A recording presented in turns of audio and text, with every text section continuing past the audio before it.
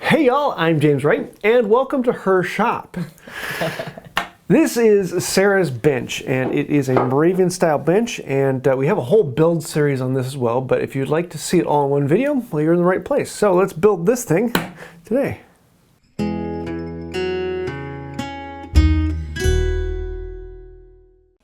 We are going to start this at the lumber yard and actually going to one of the big box stores. We wanted to do a project with simple lumber that anyone can get at a big box store. And so we decided to make it out of poplar. I know a lot of people are going to be like, wow, poplar, it's way too soft. And actually, for a bench, I really like it. It is a good base in between. It's soft enough so it's not going to be denting up the work you're working on. However, it's still hard enough you can pound on it. It's got a good sturdy surface. My first bench was out of Douglas fir, which is also a very good choice, but it's a little bit softer than I'd like. And so the poplar is right about that butter zone. It's a little bit softer than a soft maple, which I think is my all-time favorite. But it's very difficult to find a soft maple at the big box stores. And yes, Menards actually wraps all of their lumber individually. So if you buy it, you have to unwrap your lumber. So the first thing we want to do is cut all of these down into 4-foot long pieces because Sarah's bench is going to be 4 foot long. It's a travel bench, and so it should be easily broken down. And also, she's not going to be working on any huge projects, so there's no reason to make it any longer than 4 foot.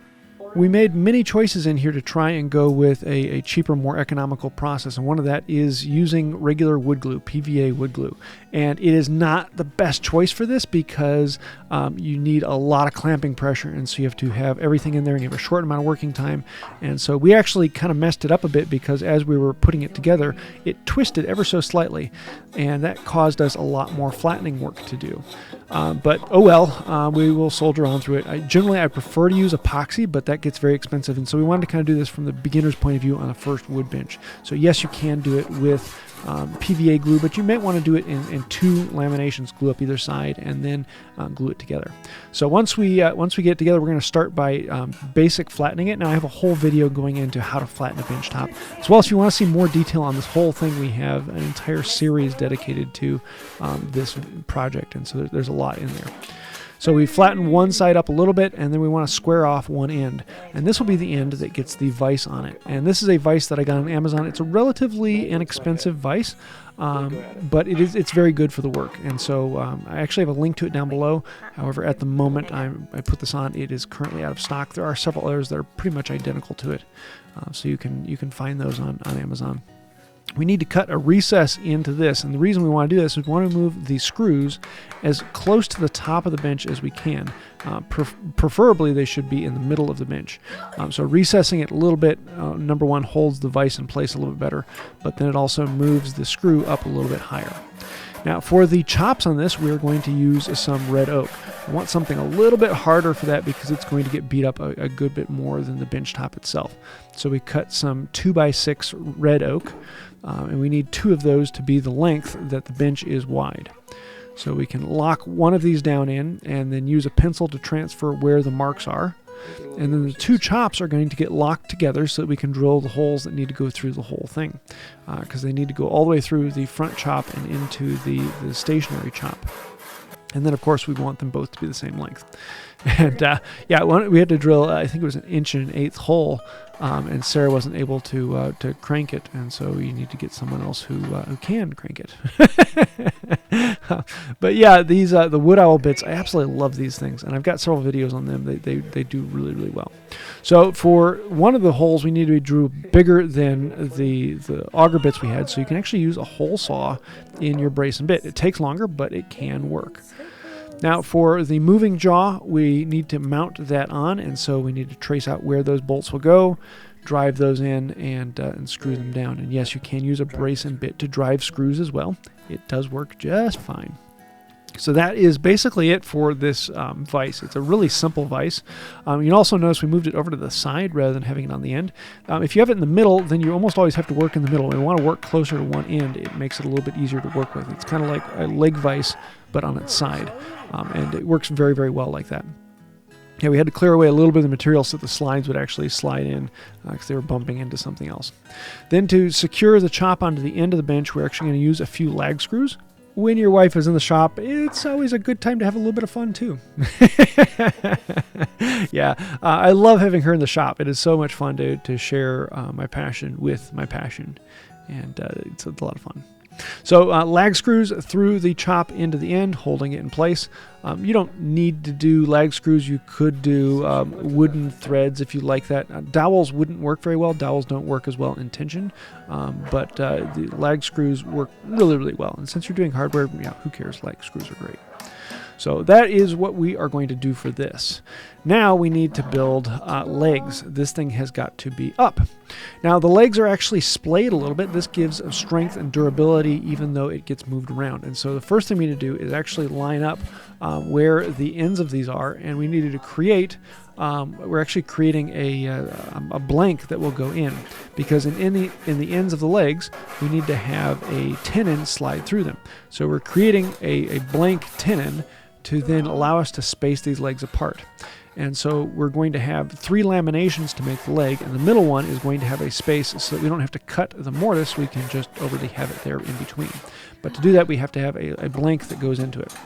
So we can cut all of these to the angle that we want them to have, and then we are going to glue that blank in place, or glue the pieces around the blank, and then before actually gluing it we can pull the blank out. So we can apply the glue down, put the top and bottom piece in with the blank in between them. That makes sure that they're all lined up. Put the glue on those, put the top piece onto that, clamp that all in place, and then once it's clamped and we know it's not going anywhere, then we can drive that blank out, and just like that we have a mortise ready for the tenons. So speaking of which, the long stretchers that will go end to end, we're going to make those out of red oak as well, because those are going to be under a lot of pressure from the tusks that will go through them. Because those get driven in and out, we don't want those to be a little weaker. So these are a lot of fun. If you ever made long tenons before, they are a little bit more tricky and a little bit more simple. So it's one of those things you just kind of have to play with. And again, we have a full detail on this in the whole build series if you want to see specifics on it. And this is a whole project is designed to be a great first project. I tell a lot of people the first project you should ever do is making your bench. And the reason being is every other project becomes so much more simple and easy from there. We want to create some wedges. We're going to make that out of some 1/2-inch thick red oak as well. All of this we purchased from the big box store, and it makes it a lot easier to then lay out your wedges and then rip them down. Another fun project of learning how to rip straight. You can clamp them all together and then plane them all so that they all have the very same angle on them. This allows you to switch them out so that you don't have to have a specific wedge and a specific hole. And then we can put the tenon into the mortise that we created and give it a little test.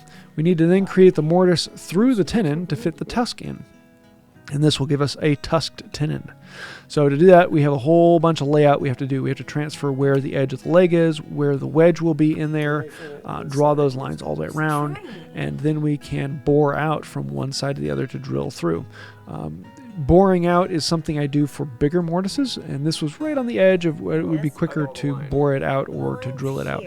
We also want to chop it back into the leg a little bit farther so that there's a bit of a void inside of the mortise. This will allow it to suck it up tight every time, and making sure we have a really nice, good, solid joint there. So after boring it all out, we can come in with a chisel, square it up. Well, it's not actually square because it's wedged at an angle to fit the wedge, but as long as our lines are all accurate, we can connect the dots from one side to the other and clean it up. Using a float or a file makes it very easy to clean up the surface so that the wedge will slide in. And just like that, we have a tusk in the tenon, and we can put them in place. And this is the trick to this whole bench. With this leg assembly becomes solid, and it's very quick and easy to pull apart. The next thing we need to do is create the stretchers that go between the legs, so front to back on the bench. And there will be 4 of these, 2 on each leg set, and these will be glued in place, and then there will be drawboard.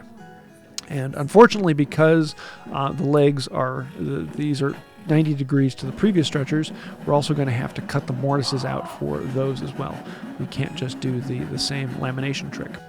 So at this point, you're going to have to make, let's see, it's 8 tenons, and so you're going to have to get pretty good at cutting 16 cheeks. We'll also notice that we're only cutting 2-sided tenons. They're not actually cutting the 4th side, or the 3rd and 4th sides. Do you need them? No. Do they make things prettier? Maybe. It is good to learn them, but if you are someone who wants to learn with the easier method first, then just making a two-sided tenon is much easier and, in all honesty, just as strong. So once you create it on one end, then you flip it over and you do it on the other end, and once you're done with that, then you've got 3 more boards to do it all over again. Then once you have your tenons in place, then you can figure out where they need to go on the legs. And you want to be very careful to make sure that they match up. You want the holes to be in the exact same place on the legs on the matching pair so that they go into place. And so we're going to start by boring those out after they've all been marked out. And then we can come in, as we did before, and chisel out the waist to square up the mortises. One of the things about making your bench first is it really doesn't matter if it's amazing or not. This is something that is just going to be functional, and you're never going to build your final bench the first time. So don't worry about being perfect. Just make a functional bench. And most anyone can make a functional bench on their first try. It's not something you have to be very picky about, and it can get done. So don't worry about it too much. Just enjoy the process and have a bit of fun and drill a hole through your husband's head. Wait, what? Oh, okay. And again, with this, you're going to end up creating 8 mortises. And so these take even longer than the tenon to chop out. But once you've done one, then your next one will be a little bit better, and the next one will be a little bit better, and eventually you're going to get some really nice mortises that work very nicely. These don't have to be incredibly tight, they just have to be relatively tight, because we're going to be doing a draw bore on this. So it's a lot like a tusked tenon, but it is a permanent gluing. So once this goes together, it actually doesn't need to be glued, but once it goes together, it doesn't come apart. So these leg sets are intended to be permanent, unlike the front and back. That way they can collapse down. So yes, chop your mortises and then test your tenons in them, make sure everything goes well, and then we can move on to the draw boring, as if this project isn't boring enough. I don't know if I've said it enough, but I really like having my wife in the shop, and we are probably going to be doing quite a few projects coming up, either together or just with her. Once I get the chairs done, because right now they're taking over her bench. But eventually, we've got a few projects coming up, and she has a few things that she wants to do. So this should be a lot of fun to see where we go in the future. And soon, with a little bit of patience and practice and throwing things at your husband, you will have a mortise that fits into a tenon, really nice and tight and snug and all happy. Next thing we need to do is create a draw bore. Now the draw bore needs to go through the mortise, and then it needs to go through the tenon, but the holes need to be slightly offset so that it sucks the tenon in a little bit more. So first thing we're going to do is we're going to drill the hole through the mortise, right in the middle of the board, and we're going to let it blow out into the inside. Yeah, it creates chips in there. Oh well. And then we can drill it all the way through and create a hole. Then we can put the tenon into the hole, and with that same drill bit, mark where the center of that is. And then pull the tenon back out of the hole. And now we will have a mark on the tenon where it needs to go. And for that, then we're going to move the hole about 1/8 to 1/16 of an inch closer to the shoulder on the tenon. This will make those holes out of alignment. And that way, when we drive a pin all the way through it, it'll actually pull the tenon into the joint a little farther, sucking the shoulder up really nice and tight and snug. So once those are in place, then you can drive your dowel down through, and it's going to drive through the first half pretty easily until it gets to the tenon, and it's going to take a lot more work to get through there, and then it'll go into the second half a lot, the second third a lot easier, the last third, whichever far it is. Now we're using these long ones here because it's easy to do them long and then cut them off flush, but they do like to bend and play with you, so it is a good bit of time to have on there. So you can cut it off flush and then drive the next one in, and cut that one off flush and then drive that one in, and then once they're all in, you can put it together. And as you can see, we don't need any glue on this to hold it together. We just need to have them in there. You can see how the pin is sticking out a little far here, so we have to cut that off flush before that wedge goes in all the way. And now, once that's in, we have a set of sturdy legs. And it is amazing how strong these are. They stand up on their own and are incredibly strong in multiple directions. We want to cut the flush all of the feet, and so we can use a pencil at an angle on a surface to make an even mark all the way around them, and then cut them all off square. This ended up being a lot more difficult for my wife because we're cutting something that's just a little bit off the end. It's not a lot, and so you need to make this accurate. And you're generally doing it at weird angles because you're doing it in your vise. So one of the nice things about doing the top first is you can put the top on something else, just a pair of sawhorses or a couple chairs, and then you can use it like a bench even though it's lower. Next thing we want to do is chamfer all the edges just a little bit so that as they're sliding around they don't get ripped apart. We don't want to have them causing problems. Just make sure when you put this on here you put it on the right direction and not the wrong direction. Otherwise, I get the chance to laugh at you. So now that's on there, we need to get this attached to the top. And we're not actually going to attach it. We're just going to have pins that go up through the legs and into the top. Because the top has enough weight that it will hold itself on and not move around much. And it's always fun to have a good bit of joke with your wife. we had way too much fun in this project. And we're going to be having lots more fun in the future. Now that it's on there, we're going to do the final leveling on this. And so it's going to be a little bit more detail. And again, I have a whole video on how to level a bench top. Putting the pencil marks on there so that you know you've planed off what you've hit and you want to go in multiple directions so that each time you're just hitting the high spots and not the low spots. Using winding sticks to make sure everything's the way it is, a straight edge to check from end to end, and then do it again and again until you get a nice smooth surface all the way across. The bench top doesn't need to be absolutely gorgeously perfect in all dimensions and everywhere. It just has to be relatively flat, within a 1/16 of an inch or so from any given point, and you're good to go. And then we can chamfer off all of the corners and drill our dog holes. Now, a lot of people really worry about making dog holes perfectly straight and square. They don't need to be straight and square. Dog holes just need to be a hole in the bench, and if they're out by a few degrees, oh well. Yes, it is much easier to drill them with a drill, especially when you don't have all of the muscle power. And Sarah was having a bit of fun with that.